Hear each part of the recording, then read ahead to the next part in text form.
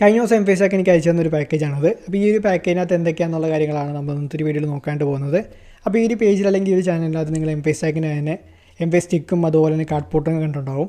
അപ്പോൾ ഇതിനകത്ത് ഒരു പോർട്ട് വരുന്നുണ്ട്, ഗ്രൂവ് എന്ന് പറഞ്ഞ പോർട്ട് വരുന്നുണ്ട്. ഇതാണ് ആ ഒരു പോർട്ട്. ഈ ഒരു പോർട്ട് വഴി നമുക്കിതിനകത്തേക്ക്, അതായത് ഈ ഡെവലപ്മെൻറ്റ് ബോർഡിനകത്തേക്ക് പലതരത്തിലുള്ള സെൻസേഴ്സും മൊഡ്യൂൾസും നമുക്ക് ആഡ് ചെയ്യാനായിട്ട് പറ്റും. അപ്പോൾ അതിന് പറ്റിയിട്ടുള്ള മൊഡ്യൂൾസും സെൻസേഴ്സുമാണ് ഈ ഒരു പാക്കേജിനകത്തുള്ളത്. അപ്പോൾ അതെന്തൊക്കെയാണെന്ന് നമുക്ക് നോക്കാം.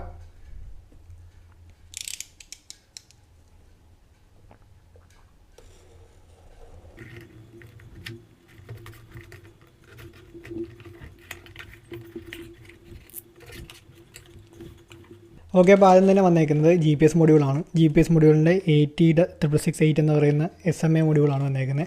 അപ്പോൾ ഇതിനകത്ത് ഇത് GPS മൊഡ്യൂൾ, ഇത് ആൻറ്റിന. അപ്പോൾ ഞാൻ ഈ ഒരു ആൻറ്റിന എനിക്ക് ഉപയോഗിക്കാൻ താല്പര്യമില്ല, കാരണം ഇത് വിത്ത് കേബിളാണ് വരുന്നത്. അപ്പോൾ നമുക്ക് ഇതിനകത്തേക്ക് കണക്ട് ചെയ്യാൻ നേരത്ത് ഇത് അറ്റാച്ച് ചെയ്യാണ്ട് കുറച്ച് ബുദ്ധിമുട്ടുണ്ടാകും. അപ്പോൾ അതുകൊണ്ട് തന്നെ ഞാൻ ഇതിന് പ്രത്യേകിച്ചൊരു ആൻറ്റിന വാങ്ങിച്ച് വെച്ചിട്ടുണ്ട്.